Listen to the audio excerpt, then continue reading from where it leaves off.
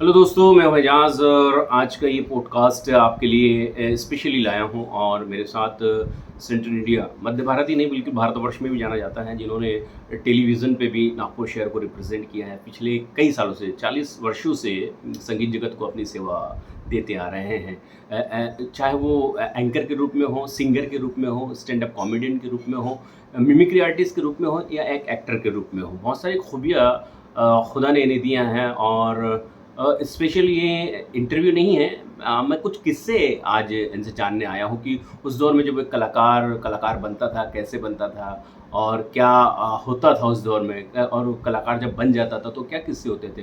तो साजिद कुरैशी साहब से मैं मुलाकात करवा रहा हूँ आपकी। बहुत-बहुत वेलकम है आपका। बहुत शुक्रिया एजाज, बहुत शुक्रिया। तो ये स्पेशली मुझे बहुत से लोगों के फ़ोन आए। एक मैंने अभी पॉडकास्ट डाला था तो लोग कह रहे थे कि भई आप कुछ ऐसे लोगों से मिलो जो उस दौर के किस्से हमको सुनाएँ, कि वो कैसे कलाकार बने और कलाकारों के साथ क्या बिहेवियर रहता था लोगों का और आज कलाकार की क्या अहमियत है। इस पे थोड़ी रोशनी चाहिए थी। तो सबसे पहले ये बताइए कि आप शुरुआत कैसे कलाकार कैसे बने? कलाकार, बहुत अच्छी बात है। एक्चुअली बेसिकली मैं ड्रामा आर्टिस्ट, जी। और उस दौर में बेरोज़गारी, मतलब स्टूडेंट हुआ करते थे। हुँ। हमारा एक ग्रुप था ड्रामे का, हम लोग करते थे और वन एक्ट प्ले ज़्यादा करते थे, कॉम्पिटिशन्स ज़्यादा अटेंड करते थे। जी। अब स्कूलिंग और कॉलेज के ज़माने में थोड़ा जिसको कहते हैं ना उचक्कापन हुआ करता है, जी। तो वो था। तो उस दौर में जब बेरोज़गारी थी एजाज, तो ड्रामे के लिए भी पैसे लगते थे। जी। मेकअप वाले को पैसे मेकअप देना वाले है, की भी बस। लाइट वाले को देना ही है। उस दौर में तो पैसा ही बहुत अहमियत अहमियत रखता था, भले कम था अमाउंट, अमाउंट। 100-200 की बात थी, लेकिन उसकी बहुत वैल्यू थी। हाँ, 100 भी बहुत होते थे ना बहुत उस होते दौर में। थे। ये तो सन कौन सा होगा वो? ये सन था 78 के हाँ, तक, तो मैंने मतलब हम लोग ड्रामा करते जी। थे। तो मैं तो चलता पैदा भी था। नहीं हुआ था। लेकिन ये 80-82 तक जी। पहली बार मैंने शुरू किया, और उस दौर में बाकायदा जिसको आज ऑडिशन कहते हैं हाँ, ऑडिशन कहते हैं। वो होता था, हाँ। और पर्टिकुलर था एजाज, इंटरव्यू बोलते थे। इंटरव्यू होता था। और पर्टिकुलर जो बॉस होता था, जो हाँ, ग्रुप जी। का लीडर, किसकी आवाज में गाते हैं। हाँ। अगर हमने बोल दिया भाई हम किशोर की आवाज में, जी। किशोरदा की आवाज में गाते जी। हैं, युडलिंग आती क्या, उजली गाती। मतलब मैं जब पहली बार गया पीटर ऑर्केस्ट्रा, जी, जी। वो खुद भी अच्छे कलाकार थे, जी, जी। किसकी आवाज में गाते, बॉस। बॉस। दादा वो किशोरदा की आवाज में, युडलिंग आती क्या, हुँ। सुनाओ। ओह! मैंने सुना दिया, जुम जुम जुम जुम जुम, वेरी गुड यार, ठीक है आओ। चालू हो गया वहाँ, स्कूल कॉलेज जाना, कॉलेज के बाद में फिर घर आना, साइकिल होती थी, गाड़ी का कोई तसव्वुर ही नहीं। साइकिल से घर, फिर बाद में ट्यूशन से कॉटन मार्केट प्रैक्टिस, और वहाँ प्रैक्टिस चलती थी ग्रुप की। यानी ट्यूशन कहाँ रहना कहाँ था आपका? रहना था मेरा पुलिस लाइन टाकली में। अच्छा, क्योंकि पुलिस वालिद लाइन साहब टाकली। हमारे पुलिस इंस्पेक्टर थे, जी, जी, जी। क्वार्टर में रहते थे। जी। कॉलेज था डीएनसी धनोटा नेशनल हाँ, कॉलेज, और कांग्रेस ट्यूशन? नगर। ट्यूशन में जाते थे धनतोली से कॉटन मार्केट साइकिल से जाना? साइकिल से यहाँ से क्वार्टर मार्केट जाते थे। जी, जी। अब वहाँ प्रैक्टिस चलती रहती थी, अपन नए खड़े हुए हैं, ये सब हुआ जो पैकअप कर दो यार, हो गया यार, टाइम हो गया। भैया मेरा नहीं हुआ, अरे ले लो यार, इसको ले लो यार, अरे नहीं बंद कर दो, ठीक है भाई वैसे ही गा लो। मैं इजाज़, तुमको यकीन नहीं होगा, बिना साउंड, बिना इसके मैं झुमरू का गाना गाता था प्रैक्टिस के तौर पर। प्रैक्टिस होगी, वहाँ चालू हुआ, तो वो इसलिए मज़ा आने लगा कि उस दौर में 50 रुपये मिलते थे जी, जी, जी। प्रोग्राम के। 50 रुपए? वो 50 रुपये मैं वहाँ से लेकर ड्रामे में लगाता था। अच्छा, तो 50 अब रुपए आए ने आज के 5000 रुपए हो गए वो। हो गए, हो गए? बिल्कुल हो गए, बिल्कुल। बिल्कुल हो गए। तो ये लगाते थे। अब वो जो ऑर्केस्ट्रा के मालक मिस्टर पीटर थे, वो एंकर भी थे, अच्छा, खुद ही एंकर थे? कॉमेडियन भी थे, खुद ही? मिमिक्री आर्टिस्ट थे। अच्छा, मिमिक्री आर्टिस्ट। अब मतलब ऑर्केस्ट्रा का मालक खुद ही पहले पहुंच जाए और आइए दोस्तों शुरू करते, तो ये नहीं ना भाई, उनको कोई प्रेजेंट करना चाहिए ना, तब जी, जी। लगेगा भाई हम मालक हैं। तो यार साजिद यार, कर दे यार, कर दे मेरे को प्रेजेंट। तो मैं उन्हें प्रेजेंट करता था कि आइए आज का प्रोग्राम शुरू करने। तो वहाँ से ये हुआ कि थोड़ा बहुत लगा कि नहीं यार, एंकरिंग यानी की जा सकती बोलने है। की कला भी समझ में क्योंकि आई। ड्रामा आर्टिस्ट होने के नाते बाकी बाकी उतार तो आप, हाँ, चढ़ाव, उतार चढ़ाव तो पता ही था आपको। तो थोड़ी बहुत एंकरिंग। अब प्रोग्राम चलने लगे, और जब पैसे आना शुरू हुए एजाज, तो फिर धीरे धीरे समझ में आया कि यार यहाँ 3 घंटे में 50 मिल रहा है, या 1 महीने रिहर्सल करने के बाद फ्री में काम करना पड़ रहा, कुछ नहीं। ड्रामा में। तो धीरे धीरे ही हुआ, ड्रामा कम कम कम होते होते खत्म जैसा हो गया। अच्छा, अच्छा। प्रोग्राम बढ़िया चलने लगे। जी, जी। उस दौर से शुरू हुआ। अच्छा। अब फिर गाना, एक गाने से 2 गाने, झुमरू के बाद में दूसरा गाना मिला, फिर तीसरा गाना, तो थोड़ा।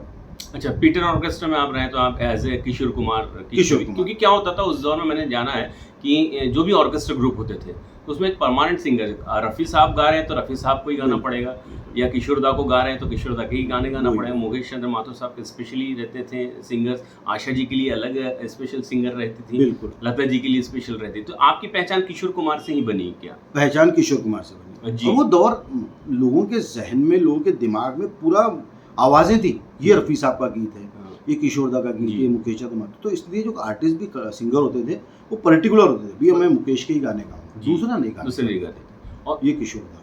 तो फिर आप मिमिक्री और एंकरिंग कब हाँ, शुरुआत की? तो वो धीरे धीरे पेश करते करते थोड़ा कॉन्फिडेंस आता गया। हम्म। तो उसी दौरान एक हमारे और नागपुर शहर के अच्छे कलाकार थे, भानु कुमार, मुकेश के जी जी गीत गाते थे। तो वो उन्होंने देखा कि भाई यार साजिद तुम एंकरिंग भी कर सकते हो यार। मैं भाई नहीं जमेगा, मैं सब प्रोवाइड करता हूँ। तो उस दौरान उन्होंने धनवटा रंग मंदिर में भानु जी ने एक मुकेश की यादें, मुकेश प्रोग्राम रखा और उसकी फुल फ्लैश एंकरिंग मुझे दे दी। अच्छा। और मुझे पूरा प्रोवाइड किया साहित्य। उस वक्त में ये सब तो था नहीं ना, गूगल ये वो जी। सारी चीज़ें पढ़ के उन्होंने किया। तो वहाँ से फिर शुरू हुआ। अब किस्सा ऐसा, अब आप आइए कॉमेडी पर। कॉमेडी जी। वो हाँ, कहते हैं ना, पहले वो सिंगर थे, सिंगर, फिर एंकर भी धीरे-धीरे हो गए। एक में जो आपका तारुफ करवाया तो stand up comedian, mimicry artist भी बोलते हैं। कॉमेडी का तो जो कहते हैं ना कि ड्रामा आर्टिस्ट होने के बहुत सारे फ़ायदे जो मुझे मिले, उसमें एक ये फ़ायदा था कि कॉमेडी का टच था बहुत। हम लोग कॉमेडी प्ले भी करते थे। एक प्रोग्राम हम लोग कर रहे थे तो हुआ यूँ कि पीटर जो थे मेन कॉमेडी और मिमिक्री आर्टिस्ट, उनकी एंट्री के पहले वो गिटारिस्ट का गिटार का वो कॉर्ड टूट गया। अच्छा। और वो तो बहुत टाइम लगता था, लगता है लगाने में जी। उतना टाइम तो रुक नहीं सकते, कुछ करो यार, कुछ करो साजिद, कुछ जोक बता दे। ठीक है, चले गए। डेयरिंग का तो सवाल ही, तो ड्रामा आर्टिस्ट होने के नाते एक जोक बता दिया जी। समझ में आया कि नहीं है, लोग हंसे तो समझ में आया नहीं, ये भी हो सकता है, हो सकता है। तो वहाँ से कर सकते हैं शुरू हुआ। लेकिन फुल फ्लैश में कॉमेडी जो हुई उसका किस्सा बड़ा अजीब है। कैसे? यानी फुल फ्लैश जो कॉमेडियन बने, कॉमेडियन जहाँ से बना, जहाँ से पहचान मिली वो तो ये वही ऑर्केस्ट्रा में या फिर कोई अलग? नहीं, दूसरे ऑर्केस्ट्रा। उस दौर में हुआ यूँ कि सबसे पहले बात तो जितने ग्रुप्स थे उनके परमानेंट आर्टिस्ट होते थे। वो ग्रुप से वो नहीं जाएगा वहाँ का, वो नहीं जाएगा वहाँ से वहाँ नहीं जाएगा, मतलब बिल्कुल वो उन्हीं के आर्टिस्ट थे, वही प्रैक्टिस होती थी, उन्हीं का आर्टिस्ट। इवन यहाँ तक था कि दूसरे ग्रुप के शो भी देखने दूसरा आर्टिस्ट नहीं जा सकते, नहीं, और गए तो पनिशमेंट मिलती थी, या फिर कुछ एक शो में नहीं ले जाएंगे, 2 शो में नहीं ले जाएंगे, या नहीं बिल्कुल नहीं। और टाइमिंग है, अगर बोल दिया गया कि सुबह 8 बजे बस निकलेगी यहाँ के लिए, बस है ना मैटाडोर हुआ करती है, अगर आप 8 बजे नहीं पहुंचे तो आपको छोड़ दिया जाएगा, फिर आपकी रिस्पॉन्सिबिलिटी है कि आप वहाँ कैसे पहुँच, और आपको पहुंचना पड़ता था। इतनी पंचुअलिटी आजकल के कलाकारों में नहीं देखने मिलती। लेकिन भैया आजकल के कलाकार देखिए कैसा होता है जहाज के, आप कितने अच्छे आर्टिस्ट हैं ये जरूरी नहीं है, आप कितने अच्छे इंसान हैं। ये भी बात सही है। आज हमारे जो सीनियर हैं, आज हम भी इतने हो गए, नाना दादा बन गए, लेकिन आज कादर साहब हो गए या भोला घोष दादा हो गए, जिनके सामने हम ऊंची आवाज में बात नहीं करते। नहीं सही बात है, रिस्पेक्ट है, सीनियरिटी की। आजकल के लड़के वो सीनियरिटी, सीनियर जूनियर का तो है नहीं, वो मानते नहीं। आजकल की नौजवान पीढ़ी जो है, मैंने देखा वो सीनियर जूनियर उनके पास नहीं चलता ही नहीं। मैं हूँ बस वो। अच्छा, दूसरी बात पहले जो मैंने जैसे कहा ना कि भाई आप किसकी आवाज में गाते, ये पहला प्रश्न जो होता था, पहला सवाल, तो सिंगर बोलता था मैं रफी साहब। और अभी आज आप देखो किसकी आवाज में गाते, सब गा लेता, अरिजीत सिंह से लेकर सब। अच्छा ये हो गया, फिर ठीक है आ जाओ, ठीक है आपको देखते। तो आजकल का जो कलाकार है, भैया पेमेंट कितनी दोगे, शुरुआत यहीं से होती है। हमने 2-2 साल बीतने के बाद पेमेंट की बात हुई थी, वो भी 50 रुपये जो देते थे, जो भी मिलता था वो मानदान होता था, पेमेंट तो होती नहीं। वो खुशी इस बात की होती थी कि भाई मौका तो मिल रहा है। भत्ता भी मिलता था, मैंने सुना कहीं बाहर जाते थे तो भत्ते का कोई किस्सा हो तो बताइए, कुछ किस्से बताइए। भत्ते का ऐसा था कि आजकल जैसे हम लोग जाते हैं प्रोग्राम के लिए, बाकायदा गाड़ी रुकती है होटल के सामने, फिर वो मैनेजर या जो भी मालिक है, भाई चलो खाओ, क्या खाना है खाना, पेमेंट करते। पहले वो नहीं था, पहले जाके होटल के सामने रुकती थी जी। वो जो मालिक होते थे सबको 10-10 रुपए देते थे हाथ में, ये लो चलो जहाँ जो खाना खाओ। जाओ। इसमें भी कुछ लोग ऐसे थे वो 10 भी बचा लेते लेते डब्बा लाया ना घर से थे कुछ लोग टिफिन लेके आते थे। टिफिन लेके आते थे। हाँ, तो जब मैं बात कर रहा था कि कॉमेडियन कैसे कैसे उस दौर में हुआ कि मैंने फिर पीटर ऑर्केस्ट्रा कुछ होने से मैंने छोड़ा, फिर ये हुआ कि मैं फ्रीलांस काम करने लगा। शायद अपने दौर में, मतलब नागपुर शहर में फ्रीलांस काम करने की शुरुआत मैंने की। अच्छा, आपने की? जी, मैं उस दौर में मतलब अलग कलाकार थे आप, एक अलग कलाकार थे जो कि सभी ग्रुप में मतलब जितने ग्रुप खुले, मैं जिसको जरूरत है तो बुला लो, क्योंकि नौकरी थी जी, पुलिस डिपार्टमेंट फिर बाद में फिर नौकरी लगी पुलिस डिपार्टमेंट में, फिर तो सवाल ही नहीं उठता कोई दे ना दे। तो जितने ग्रुप खुले सब में मैंने काम किया है। अगर किसी ग्रुप में अपनी जिंदगी में एक प्रोग्राम किया है नागपुर में तो उसमें भी मैं था। हाँ, मतलब ये था कि गजू हुआ करता था गेट कीपर धनुटर मंदिर का जी, उसने ग्रुप खोल लिया। गेट कीपर गज्जू साड़ू के। अरे म्यूजिक से कोई लेना देना कोई मतलब तो आज तो वैसे भी नहीं है किसी का लेना देना जी। तो उस दौरान हुआ यूँ कि मेरा एक्सीडेंट हुआ था, मैं पैर में मेरा स्टिचेस थे, प्लास्टर में घर में पड़ा हुआ था। तो 2 ही लोग थे। आजकल जो इवेंट मैनेजमेंट ग्रुप हो गए हैं बहुत सारे, जी, तब वो इवेंट मैनेजमेंट ग्रुप नहीं था, मैनेज करते थे सारी चीज़ों को। 2 लोग थे पब्लिसिटी वाले, एक मॉडर्न पब्लिसिटी होता था और एक पायलट पब्लिसिटी होता था। पाठक साहब वो ही बड़े बड़े फिल्म स्टारों को यहाँ लाते थे, उन्हीं के शोज़ वो टिकट शो करवाते थे और वो करते थे। तो पाठक साहब ने कोलंबिया नाम ग्रुप एक गुजरात से बुलाया था। अलका पटेल एक बहुत बड़ी सिंगर थी, जिसको गुजरात की बुलबुल कहा जाता था। उनका विदर्भ दौरा करवाया 10 शो का। हुआ यूँ कि ट्रेन से उनका एंकर मिस हो गया था। अच्छा, तो पाठक साहब ने मेरे घर भेजा साइकिल से अपने लड़के को, साजिद को बुला के। उस दौर में साधन तो थी ना, फोन नहीं है वगैरह कुछ थे नहीं, और बोले ये इनका 10 शो निपटा दे भाई एंकरिंग। मैंने ठीक है, घर में तो बैठे हुए हैं। तो वहाँ गए। अब प्रोग्राम जो था भंडारा में। अच्छा, भंडारा में उस वक्त में नगर वाचनालय एक है। अच्छा, वाचनालय एक है, वहाँ प्रोग्राम होते थे टिकट शो जी। ये गांधी चौक पे, बिल्कुल गांधी चौक पर जी। और वो हॉल था वाचनालय का हॉल, उसमें सीटिंग अरेंजमेंट था। तो वो पुराने जमाने की फोल्डिंग वाली लोहे की कुर्सियाँ वो लगाते थे। हाँ, पहले वही रहती थी वो, और लोग उस पर बैठ के बढ़िया प्रोग्राम चल रहा है। अलका पटेल का बहुत गाने वगैरह, वंस मोर ये हुआ, कॉमेडी की बारी आई, अलका जी आई, आइए दोस्तों आपने सुना वगैरह वगैरह, अब आइए कॉमेडी के लिए आते हैं साजिद कुरैशी। म्यूजिक बजा, मैं आया, एंट्री हुई। गीतो संगीत के सभी सुनने वाले दोस्तों, साजिद कुरैशी का नमस्कार। आइए दोस्तों, गीतो संगीत से आपको ले चलते हैं हंसी मजाक के दौर में। बगरे हाथ बंद कर, हुटिंग चालू होगी, बगरे, इवन गालियाँ। हाँ, कॉमेडी को वो इस तरह नहीं देते थे, 10-15 मिनट बर्दाश्त नहीं कर पाते थे। माँ बहन की गालियाँ वो बर्दाश्त नहीं करते थे पहले की। मैं ऑडियंस भाग रहे हो, पूरा हॉल चिल्ला रहा, थोड़ी देर के बाद में वो बालकनी से कुर्सियां नीचे खड़ांग खुड़ूं। हाँ। मैं वापस गाली फिर ये ये किस्सा भी होगा, क्योंकि मेरे साथ भी हुआ है। वो एंकर को भी पहले बर्दाश्त नहीं करते थे कि ज्यादा देर एंकर बोले। सिंगर को सुनना रहता था, बिल्कुल, या तो डांस देखना रहता था या सिंगर को सुनना रहता था। एंकर को भी ज्यादा अगर उसने बोला तो उसको भी हुडिंग करके भगा देते थे। चल रहे जा रहे भैया अपना काम कर, सिंगर को, इस टाइप के कमेंट्स मिलते थे, मैंने सुना। तो गालियों में वापस बढ़िया शो खत्म हुआ, वापस आ गए। 1 महीने के बाद हुआ जो भानु की बात की है, भानु ग्रुप साथ में फिर गए वहीं। टिकट शो बहुत होते थे पहले टिकट शो बहुत होते थे गाँव में, और टिकट 10 रुपये 7 रुपये 5। तो लोगों के पास मनोरंजन का साधन भी नहीं था। साधन नहीं था। भानु की अच्छा प्रोग्राम चल रहा है, फिर भानु जी आए, मेरी एंट्री करवाई, मैं आया, गीतो संगीत, फिर वही चल बन कर रहे आगे तेरी माँ भांग घुड़ू, फिर वापस। दिमाग का दही हो गया। इजाज बताऊं यार, अब क्या करें। 1 महीना गुजरा, हफीज भाई के साथ पहुंचे वही जगह, सेम शहर, सेम ऑडियंस। अब बारी आई, महेश तिवारी एंकर थे जी। उन्होंने मुझे पेश किया जी। मैंने सबको बता कर, मैंने भाई क्या होता है आमतौर पे जी अपने कॉमेडियन जब आता है तो सारे आर्टिस्ट फ्री होके चले जाते, कोई किधर अकेला छोड़ देते भाई तू निपट अब तू तेरा। तो मैंने सबको बोला भाई जाना मत यार, यहाँ 2 मेरे साथ किस्से हो गए, तो कभी भी। लेकिन ऐसा उस दिन में सोच के बैठा था कि आज चाहे मैं रहूंगा या ये रहेगा, या यहाँ सर कट जाए, हलना नहीं है। फिर चालू हुआ, मैं आए गीत संगीत, भाग रे तेरी माँ का बारे, वाह वाह वाह, ये सब चल ही रहा था। मैंने एक नॉनवेज टाइप का जोक बता दिया, तो जो खामोश थे वो उन लोगों का लाफ्टर आया, तो थोड़ा वो शोर कम हुआ। दूसरा फिर एक नॉनवेज टाइप का जो शरीराचा कुठलाही भाग बाहेर काढू नका वाला, डबल मीनिंग वाला। तो बाकी लोग जो चिल्ला नहीं रहे थे उनको समझ बहुत जम से, तो जो हल्ला मचा रहे थे ना उनको लगा कुछ हो रहा है अच्छा है। अच्छा, तो धीरे धीरे माहौल शांत हुआ। फिर मैं समझ लिया हाँ अब जम गया। तो मैंने मतलब ये हुआ कि जो आपस में हम लोग हंसी मजाक करते हैं वो तक वहाँ पौन घंटा, जी आपसी जो बातचीत दोस्त मतलब मेरे आइटम जो बनाया था उस दौर में वो सब खत्म हो गया। अब क्या करूं, तो ये आपस की बात करके पौन घंटा कन्वर्सेशन से जी।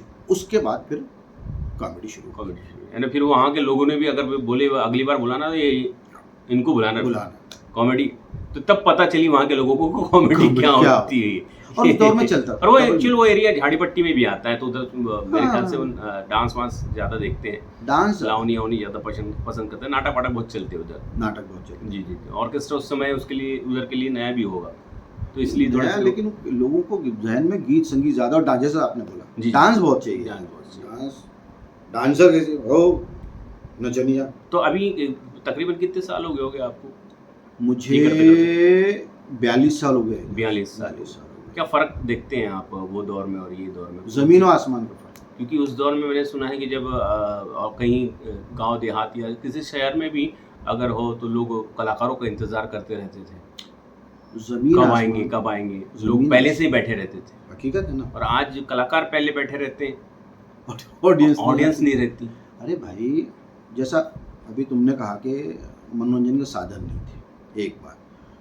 दूसरी बात कि उस दौर के कलाकार बहुत मतलब मेहनती कलाकार थे, स्ट्रगल करके आए थे, संघर्ष किसी को मिला नहीं था संघर्ष। और ऐसा भी नहीं कि ये कलाकार है तो उसके घर का बच्चा आया है वो भी कलाकार, ऐसा था ही नहीं। सब मेहनत करके सीख के कई कलाकार ऐसे हैं जिन्होंने महीनों सिर्फ सामान हेल्पर के सामान ढोया। हाँ, पहले ये रहता था, मैंने सुना है कि झाड़ू पोछा और सामान चढ़ाना उड़ाना ये सब करके ही कलाकार बनता था। और फिर मेहनत और बहुत एक महीना प्रैक्टिस चलती थी, म्यूजिशियन ये सारे, तो परफेक्शन बहुत था।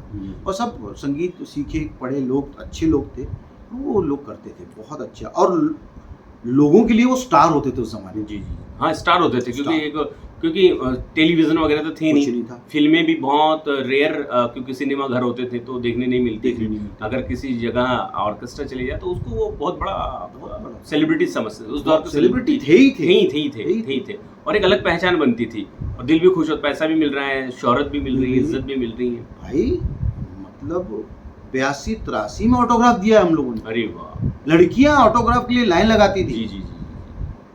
और प्रोग्राम तब ये सुप्रीम कोर्ट का लफड़ा नहीं, वो तो रात भर चलते थे। मैंने सुना है रात 11 बजे शुरू होता था जी, 1, 2, 3 बजे, मतलब लोकल शो करके आदमी 4-5 बजे सुबह घर आता था वापस। अच्छा, यानी लोग सुबह उठ के कहीं और जाते हैं और हम लोग उस समय खाना खाते थे। ये ऐसे भी रहा है, क्योंकि कलाकार लोग पहले खाना प्रोग्राम के पहले खाते ही नहीं। मैंने देखा है कि वो खाना पहले खा ले तो गाने में मजा नहीं आता, क्योंकि मतलब होता है ना थोड़ा अनईजी फील करता है आदमी, तो बाद में खाते थे। तो 4 बज जाए 5 बज जाए उसके बाद ही खाना होता था। अच्छा, उस दौर में क्या होता था, यूपी मतलब नेपाल तक आप लोग नागपुर के, हाँ, बाय रोड, और वो भी कोई बस ये नहीं, आजकल तो बड़ी फैसिलिटी हो गई। एक मेटाडोर आया करती थी, मेटाडोर जो लोडिंग ट्रांसपोर्ट के लिए रहती थी। हाँ, वो सीटिंग वाली रहती थी। जी। वो दीवार फिल्म में अमिताभ बच्चन जो ऐसा दरवाजा खोलते हैं, मेटाडोर उस टाइप की, लेकिन वो उसी में सामान, उसी में आर्टिस्ट, साउंड लदा हुआ है। अच्छा, लेकिन साउंड लदा है, आर्टिस्ट भी हैं, सब जिन लोग अनकंफर्ट नहीं होते थे। कंफर्ट हुआ उनका, उससे क्या लेना देना, जाना है और थकार के जाके वहाँ लोगों को एंटरटेन भी करना है। अरे भाई, कभी कोई ग्रुप टाइम पर नहीं पहुंचा है। रात के 11 बजे पहुंच रहे हैं, उतारो सामान लगा, सारी हो गया, पर बात बढ़िया, प्रोग्राम चालू। और आजकल तो क्या, आजकल का बहुत फर्क है। अभी तो बहुत सारी सुविधा बहुत आ गई है आजकल। हर आदमी सिंगर है आज। अभी तो सिंगर यानी हर घर में है, हर घर में सिंगर है। ये मेरे ख्याल से अभी जो पिछले 2 साल गए हैं कोरोना काल के, तो उससे बहुत सारे कोरोना ने कई अच्छे लोगों को लेके भी गया है और अच्छे सिंगर दे के भी गया है, मैंने ऐसे सुना है। क्या कहेंगे? अच्छे अच्छे लेकर गए यहाँ तक तो सही। ठीक है, परिवर्तन संसार का नियम है बोलते हैं, क्योंकि लेकिन जो इतना- पहले सुना करते थे वो आज सुना रहे हैं, और जो सुनाते थे वो सुन रहे हैं। परिवर्तन संसार का नियम एकदम है। सही ये एकदम तो सही एकदम चलते रहता है, होता है। लेकिन एक साइकिल है, मैंने सुना है कि घूम फिर के फिर वही दौर आता है। तो मुझे ऐसा लग रहा है कि अभी ऑर्केस्ट्रा जैसे आज हर कोई ऑर्गेनाइजर है, तो एक दौर ऐसा था जो प्रैक्टिस करते थे, मेहनत करते थे, वो दौर लौट के आना चाहिए, नहीं आना चाहिए, कैसा लगता नहीं है? नहीं आना चाहिए ना। देखिए practice makes man perfect Yes, बोलते हैं। yes. जब तक आप प्रैक्टिस नहीं करो किसी भी चीज़ की ना, अगर आपको प्रैक्टिस नहीं है तो आप क्या करोगे। और किस्से की बात है, पुराने दौर में जैसे मैंने कहा यूपी, बिहार, छत्तीसगढ़, नेपाल तक गए। जी, तो उधर कोई किस्सा हुआ होगा, कोई किस्सा तो बताइए उधर का कुछ। किस्से इतने होते थे, मतलब सामने जो बैठे हुए जी। अभी जैसे हम प्रोग्राम करते हैं, लोग बड़े खुश होते हैं तो तालियां बजाते हैं। जी, वहाँ तालियां नहीं, गोली वहाँ कट्टे लेके बैठे। अच्छा लगा। अच्छा गट्ठा हाँ। और ज्यादा अच्छा लगे, ए बेटा वो गाना सुना, चल भैया अरे सुना रे, 2 ठो बाकी है इसमें, अरे वाह। हाँ भाई उड़ा दूंगा। हाँ। मतलब ये है कि आपने गाना सेट नहीं है, जी जी। परसों फिल्म लगी है, उसके गाने होंगे, हाँ, वही करंट वाला। करण वाला। ए मास्टर सुनाइए जो वो गाना सुना, ए नचनिया कहाँ ए बंद कर, ए चल बंद कर, ऐसा नचनिया ले आओ। नचनिया नचनिया ना, डांसर्स को डांसर, नचनिया बोलते हैं। सूखे हुए कट्टे लेके खड़े हुए सामने, कांप रहे हैं, मरता लेकिन क्या गा ना रहे करता। हैं।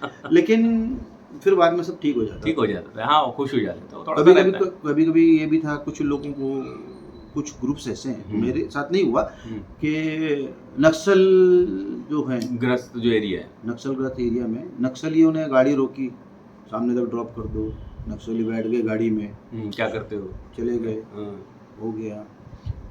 यहाँ बहुत सारी घटनाएं घटी हैं, घटनाएं। लेकिन फर्क नहीं पड़ा है, क्योंकि वो कलाकारों की मैंने देखा है, वो उधर भी इज्जत करते हैं, इज्जत- इधर इज्जत। भी इज्जत करते हैं। थोड़ा सा इज्जत दहशत तो रहती है इंसान को, इज्जत कर। लेकिन वो इज्जत करते हैं, मैंने भी सुना है। चलिए, किस्से तो बहुत हैं, बहुत अच्छा भी लगा आपसे बात करेंगे तो हमारे कम से कम 10-12 एपिसोड बन जाएंगे, मुझे ऐसा लग रहा है।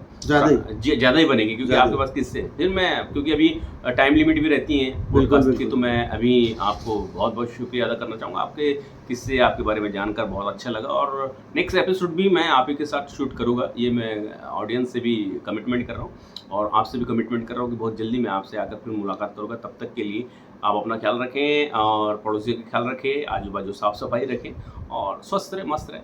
धन्यवाद। नमस्कार।